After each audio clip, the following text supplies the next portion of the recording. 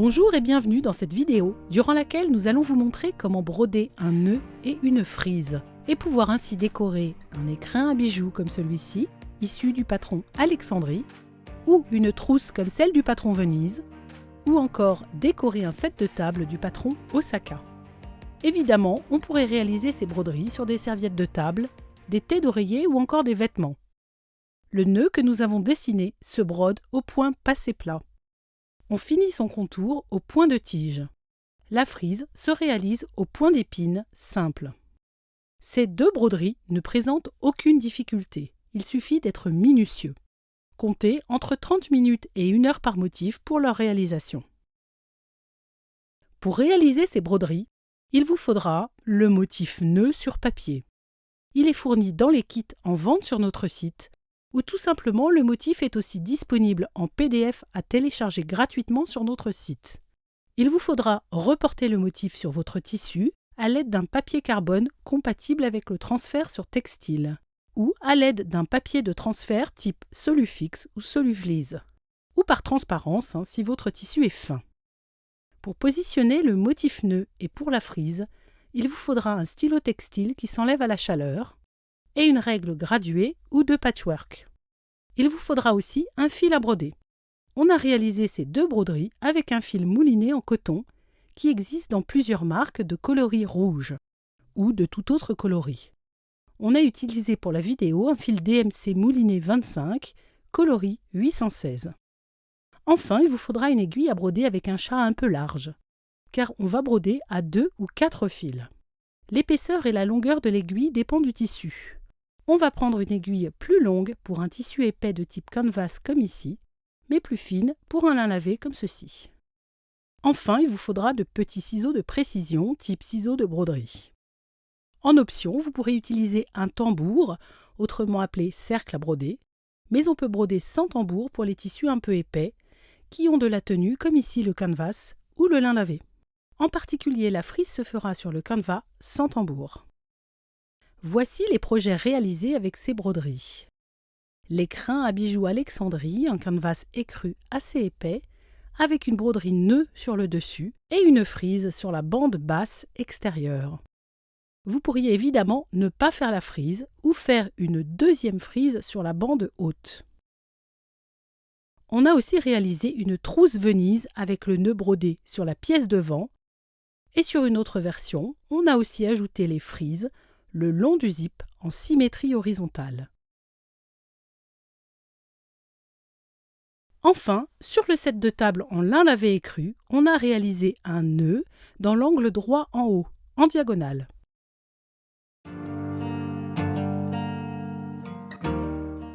Pour la broderie du nœud, il est préférable en général de broder le tissu avant de couper les pièces de votre patron. Ainsi, l'ouvrage sera plus facile à tenir et cela évite les déformations. Il faut alors tracer au stylo textile la forme de votre pièce de patron sur un carré ou un rectangle de tissu. Mais il ne faudra pas couper la pièce et il ne faudra pas l'entoiler sur l'envers si un entoilage est prévu. Ensuite, on va mesurer pour positionner le motif à broder à l'endroit souhaité. Pour l'écrin à bijoux, on souhaite positionner le motif au centre. Donc je trace toujours avec un stylo textile effaçable une ligne au centre à l'aide d'une règle, d'un repère à l'autre de ma pièce. Et je fais de même avec les deux autres repères. Ainsi, mon centre est défini et je mesure mon motif pour reporter les repères de haut et bas. Ici, pour un nœud de 4,4 cm environ, cela me fait faire une marque à 2,2 cm et une autre à la même distance par rapport au milieu de la pièce.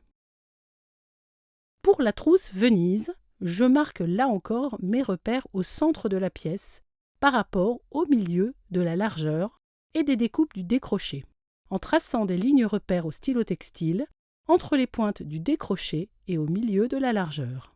Attention, pour la trousse Venise, le haut de la pièce est bien à identifier. C'est celle avec les parties en haut moins larges qu'en bas. Puis, je reporte les repères haut et bas de mon motif par rapport au milieu, à 2,2 cm de chaque côté. Voilà où se situera le motif. Le haut de la pièce trousse est bien là et je me l'indique par un repère. J'y pense bien pour broder mon motif dans le bon sens. Pour les sets de table Osaka, Je peux broder sur le rectangle de la pièce de patron avant d'avoir cousu les bordures, mais aussi après avoir fait mes ourlets avec les coins d'onglet. Ici, je vous montre la broderie avant de monter mes ourlets, donc avec des pièces à plat. Je choisis l'endroit où broder. On a choisi l'angle droit en haut, mais évidemment, il serait possible de placer la broderie au centre, haut ou bas. En tout cas, ici on va placer la broderie en diagonale et à 2 cm de ma lisière finale. Je vais d'abord marquer la diagonale, soit avec une règle de patchwork avec un traçage au stylo textile à 45 degrés, comme ceci, mais je pourrais aussi plier mon tissu et marquer l'angle. Puis je marque des repères à 2 cm de la lisière finale, c'est-à-dire de mes traces de marque pour former l'ourlet. Donc, je trace mes lignes repères après à 2 cm et je place mon dessin recoupé au plus près pour valider l'emplacement avant de faire mes marques repères du haut et du bas du nœud. On va maintenant reporter le nœud. Pour reporter le nœud, plusieurs méthodes. Si votre tissu est fin et clair, c'est super facile. On le reporte par transparence ainsi, en plaçant le tissu sur le motif, en le centrant par rapport au repère et en traçant les contours au stylo textile. Si on ne voit pas trop bien, on peut aussi s'appuyer sur une source lumineuse, une fenêtre par exemple ou un portable allumé à placer en dessous du motif et le tissu au-dessus. Si votre tissu est épais comme ici le canvas ou trop foncé, il va falloir reporter le motif par transfert. Personnellement, je recommande le papier carbone, pas cher et très simple d'usage. Celui-ci fonctionne pour un transfert sur tissu. Par contre, l'encre ne disparaîtra pas complètement au lavage. Ce n'est pas vraiment grave car la broderie va bien recouvrir le contour. On va placer la bordure du papier carbone juste sur notre repère de la position haute du motif. On recoupe le papier du motif au plus près pour bien voir les repères de position et on vient placer ensuite le motif sur le papier carbone aligné et centré sur le repère haut. Il suffit alors de dessiner avec un stylo bille le contour du dessin simplement en appuyant un peu mais pas trop. C'est vraiment très rapide à faire. Pour l'usage du papier transfert soluble, c'est aussi assez simple. On découpe un morceau assez grand pour passer dans le tambour à broder, si vous en utilisez un, sinon un rectangle un peu plus grand que le motif. Le Solufix est un papier intissé autocollant et soluble à l'eau de la marque Vliseline. Il faut transférer le motif sur la surface rugueuse du papier, soit par impression à jet d'encre, soit par transparence. Ensuite, on va retirer au dos le papier protecteur et coller le Solufix sur le tissu au niveau du repère. Enfin, on colle sur le tissu grâce à son côté autocollant. En option, on va faire quelques points de bâti pour éviter que le papier ne se décolle sur les bords.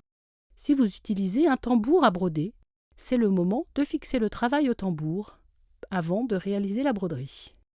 Lorsque la broderie sera finie, on fera tremper le tout 10 à 15 minutes dans de l'eau froide avant de rincer et de laisser sécher. Je prépare mon travail avec ici le dessus de l'écrin à bijoux. Personnellement, j'aime bien utiliser le tambour que je fixe. Je place ainsi le petit cercle intérieur posé sur ma table. Ensuite, je positionne au-dessus le travail et en plaçant le grand centre au-dessus, j'en profite pour bien recentrer mon motif.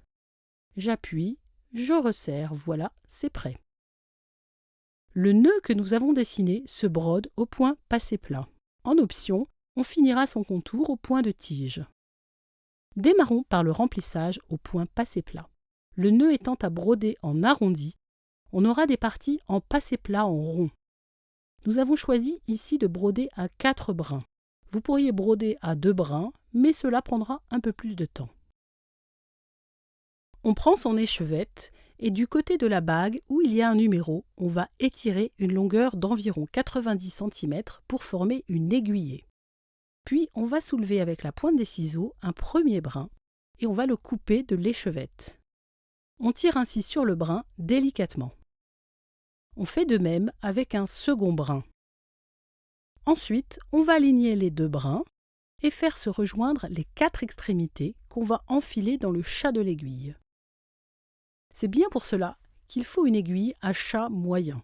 On fait passer les 4 brins au-dessus de l'aiguille, au niveau du chat, et on les pince fermement en tension près du chat pour bien les aligner. On dégage l'aiguille pour venir enfiler ces brins dans le chat. Si l'enfilage ne se fait pas presque immédiatement, c'est qu'il faut tourner le chat dans l'autre sens, un sens étant plus facile à enfiler que l'autre. Voilà, mon aiguillée est prête pour la broderie. J'ai en bas une boucle comme un lasso.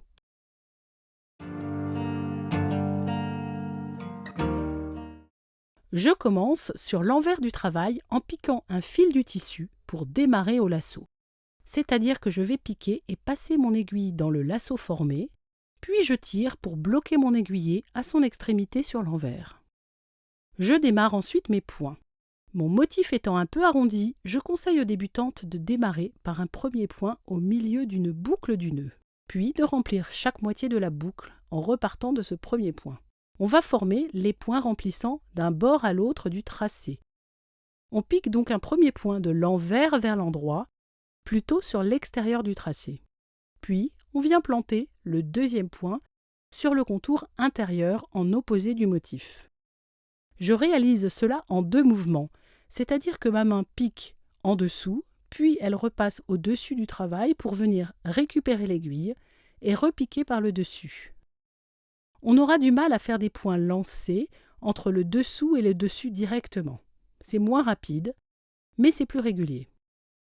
Une fois au-dessus, je repique du dessus vers le dessous, au bord opposé, juste à côté du premier point de sortie précédemment fait. C'est ainsi que j'aurai une broderie régulière, surtout sur des matières épaisses comme ici le canevas. On finira le contour de la broderie par un point de tige pour bien fermer et délimiter les contours. Ainsi, les petits défauts seront cachés. Lorsqu'on arrive donc à une courbe un peu marquée, on va faire un passé-plat en rond. Il suffit de faire quelques points plus courts de remplissage en intercalant ainsi des petits points entre les points de passé-plat de l'extérieur vers l'intérieur.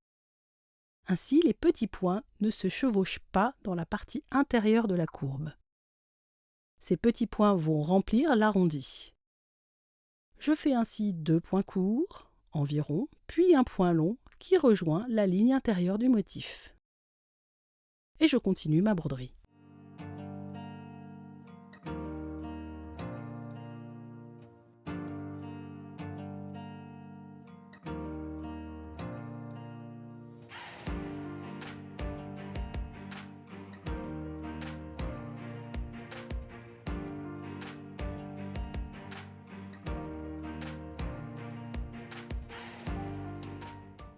Quand j'arrive au bout, je repasse sur l'envers, à travers les points, et je ressors à mon point de départ pour effectuer ma broderie sur le reste de la boucle de mon nœud.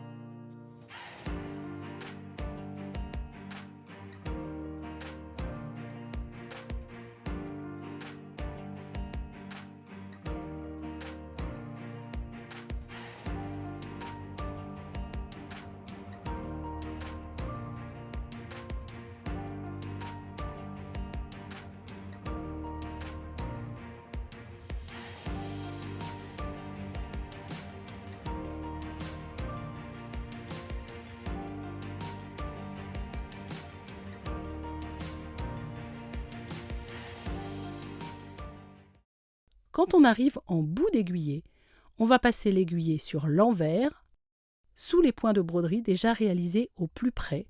Ainsi, on sécurise l'extrémité et on peut recouper. Puis, on reprend deux nouveaux brins de 90 cm environ et on redémarre en enfilant au lasso pour obtenir une nouvelle aiguillée de 4 fils au total. On peut continuer le long des extrémités du nœud en poursuivant les points de broderie en passé plat. Arrivé à l'extrémité, on enfile l'aiguillé sur l'envers, le long des points, pour revenir par l'envers sur une ligne de tracé non encore remplie et on va pouvoir poursuivre nos points.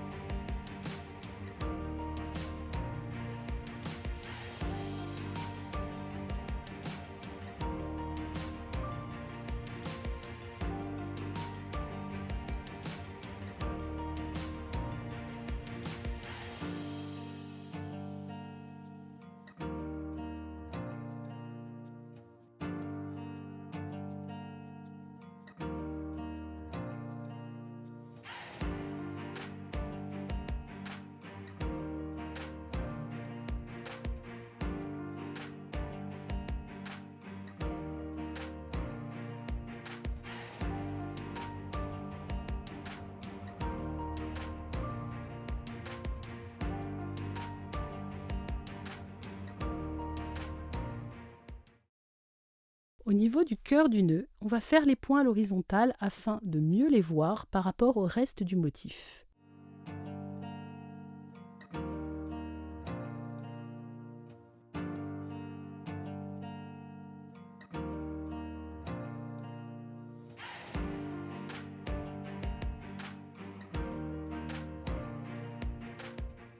Le remplissage au point passé plat est terminé. On peut soit laisser ainsi, soit en option redéfinir le contour par un point de tige qui se réalise avec 2 fils seulement. Je prépare mon aiguillé avec un brin que je vais démarrer au lasso pour obtenir une aiguillée de 2 fils. On va réaliser le point de tige tout le contour du motif, y compris le contour du cœur du nœud en option. Je vous montre d'abord la broderie sur un tissu à plat pour que vous voyez bien le point qui est très simple à réaliser. Je pique n'importe où sur le contour, sur l'envers, et je prends mon fil en lasso. Pour les droitiers, on va piquer vers la droite, pour les gauchers, on va piquer vers la gauche. On va former des points bien le long de la broderie déjà faite, au plus près pour créer le contour. Le point de tige se réalise par un premier point de l'envers vers l'endroit. On dira que je sors en 1, et je tire mon aiguillé. Puis, je réalise un demi-point à quelques millimètres, 3 ou 4 maximum, de l'endroit vers l'envers. Je rentre donc en 2 et je repique en un seul mouvement exactement dans le trou du point précédemment fait au début. Je ressors en 3 au même niveau que 1. Je tire mon aiguillé un peu mais pas trop non plus. Ensuite, je reproduis avec des points entiers cette fois-ci. Je rentre en 4 à 3-4 mm du point le plus éloigné déjà réalisé, le point 2, et je ressors par le trou du point 2.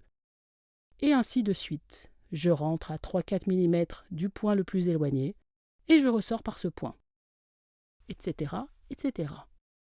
Si je ne suis pas très à l'aise avec la broderie en un seul mouvement, je peux rentrer avec la main au-dessus de l'ouvrage, passer ma main en dessous, étirer mon fil, puis ressortir, etc.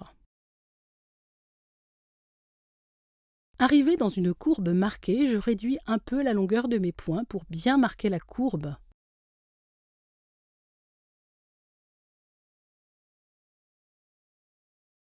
Je vous montre maintenant l'application sur le contour de ma broderie nœud. J'ai préparé mon aiguillet et je vais démarrer mon point bien à ras de la ligne extérieure de mes points passés plats. Et je progresse. Je réalise aussi de petits points au niveau des courbes.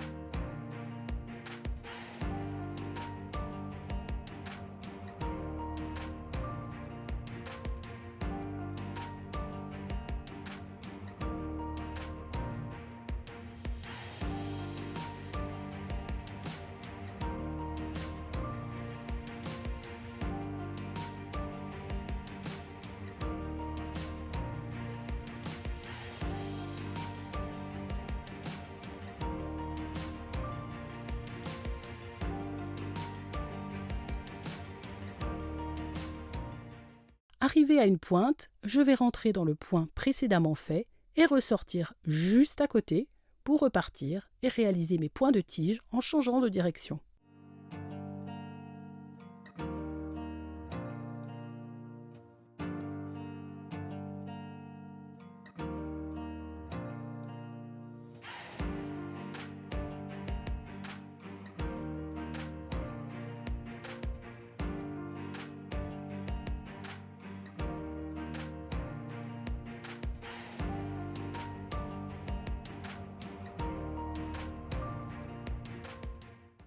Voilà, au niveau du cœur du nœud, j'ai réalisé un point de tige en option en cercle, donc avec de petits points de 2 à 3 mm seulement, mais ce contour est optionnel.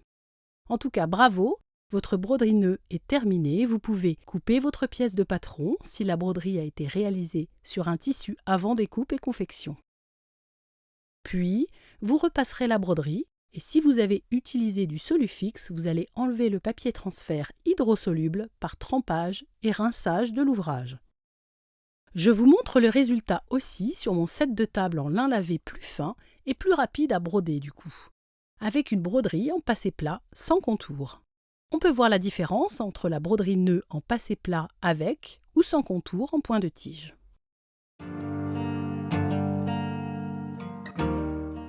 Concernant la frise, elle se réalise au point d'épine simple. Il n'y a pas de motif à reporter. Elle se réalise sur 3 lignes parallèles. On va simplement tracer au stylo textile qui s'efface à la chaleur les 3 lignes parallèles au niveau de l'emplacement souhaité. Il est préférable en général de broder le tissu avant de couper les pièces de votre patron. Il faut alors tracer au stylo textile la forme de votre pièce de patron sur un carré ou un rectangle de tissu, sans couper la pièce et sans l'entoiler sur l'envers si un entoilage est prévu. Ensuite, on va mesurer pour positionner le motif à broder à l'endroit souhaité. Pour l'écrin à bijoux, on souhaite positionner le motif au milieu de la bande basse extérieure. Donc je trace toujours avec un stylo textile effaçable une ligne au centre du tracé de la bande à l'aide d'une règle d'un repère à l'autre de ma pièce. Puis, une ligne de part et d'autre de cette ligne de milieu à 2 ou 2,5 mm maximum pour ne pas avoir un motif trop large. Vous pouvez évidemment faire un test de broderie avant sur une chute pour choisir la taille de vos points.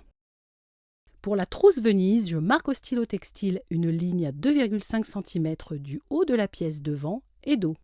Alors attention, pour la trousse Venise, le haut de la pièce est bien à identifier. C'est celle avec les parties en haut plus étroites qu'en bas. Le haut est bien là et je me l'indique par un repère. Puis je trace une ligne de part et d'autre de cette ligne de milieu à 2 ou 2,5 mm maximum pour ne pas avoir là aussi un motif trop large. Vous pouvez évidemment faire un test de broderie avant sur une chute pour choisir la taille de vos points. Je vais aussi préparer la pièce devant en symétrie en traçant aussi les lignes repères sur le haut. Si votre tissu de support comme ici, le canvas, est épais et a de la tenue, pas besoin d'un tambour à broder. Je vais faire le point d'épine directement avec le rectangle de tissu dans la main. Je vais maintenant préparer mon aiguillet de fil qui sera à 4 fils. On prend son échevette et du côté de la bague où il y a un numéro, on va étirer une longueur d'environ 90 cm pour former une aiguillée. Puis on va soulever avec la pointe des ciseaux un premier brin et on va le couper de l'échevette. On tire ainsi sur le brin délicatement. On fait de même avec un second brin. Ensuite, on va aligner les deux brins et faire se rejoindre les 4 extrémités qu'on va enfiler dans le chat de l'aiguille. C'est bien pour cela qu'il faut une aiguille à chat moyen. On fait passer les 4 brins au-dessus de l'aiguille, au niveau du chat, et on les pince fermement en tension près du chat pour bien les aligner. On dégage l'aiguille pour venir enfiler ces brins dans le chat. Si l'enfilage ne se fait pas presque immédiatement, c'est qu'il faut tourner le chat dans l'autre sens, un sens étant plus facile à enfiler que l'autre. Voilà, mon aiguillée est prête pour la broderie. J'ai en bas une boucle comme un lasso.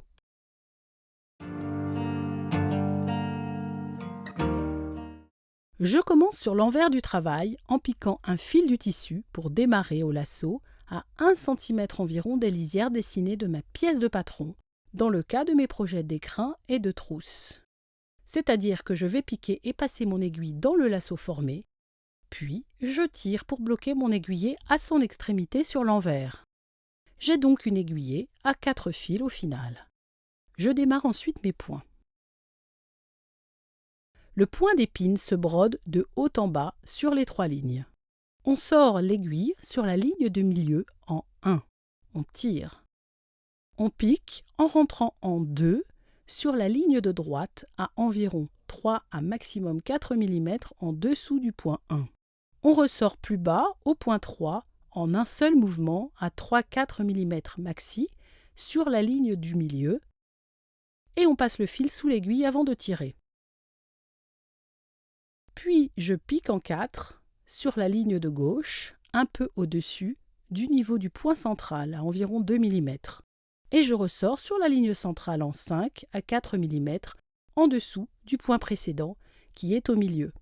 Je passe là encore le fil sous l'aiguille et je tire vers le bas. On peut changer les mains de position si on se sent plus à l'aise et tourner l'orientation de son ouvrage. Je poursuis en symétrie en piquant en 6, un peu au-dessus du point du milieu, et je ressors en 7 sur la ligne du milieu à 3 ou 4 mm plus bas que le centre. Je passe mon fil sous l'aiguille et je tire vers le bas et ainsi de suite. L'idée est d'avoir un point assez régulier. N'hésitez pas à vous entraîner avant sur une chute de tissu pour maîtriser le point qui est en soi simple à réaliser. Si vous devez couper votre aiguillé pour défaire, pas de souci.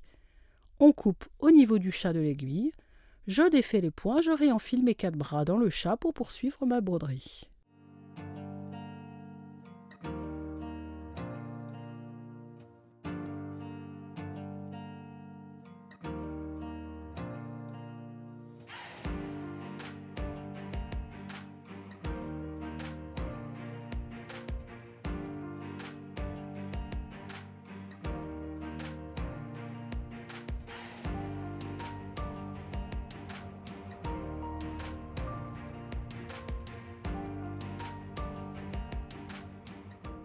Quand on arrive au bout de l'aiguillé, on va passer l'aiguillé sur l'envers, on fait un nœud, puis on passe l'aiguille sous les points de broderie déjà réalisés en surjetant, c'est-à-dire en repassant et en enfilant le fil plusieurs fois dans les derniers points de broderie. Ainsi, on sécurise l'extrémité et on peut recouper. On redémarre au point d'épine. Au bout d'un moment, on est plus à l'aise, et cela nous permet de broder plus vite et sans même changer de position d'ouvrage. Je vais continuer sur ce côté.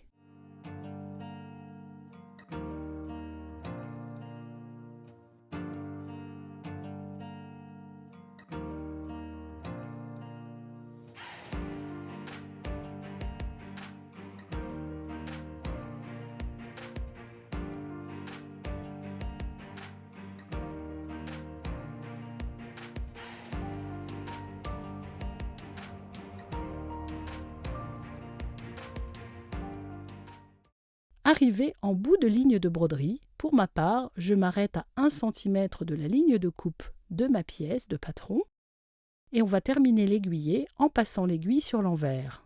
On fait un nœud et on passe sous les points de broderie déjà réalisés en surjetant, c'est-à-dire en repassant et en enfilant le fil plusieurs fois dans les derniers points de broderie. Ainsi, on sécurise l'extrémité et on peut recouper. Pour la trousse Venise, on propose de faire la frise sur les deux côtés devant et dos le long du zip à monter. Vous pouvez au choix faire la frise dans le même sens ou dans les sens opposés. Ici, j'ai réalisé la broderie pour qu'elle soit dans le même sens à la fin de la couture de la trousse.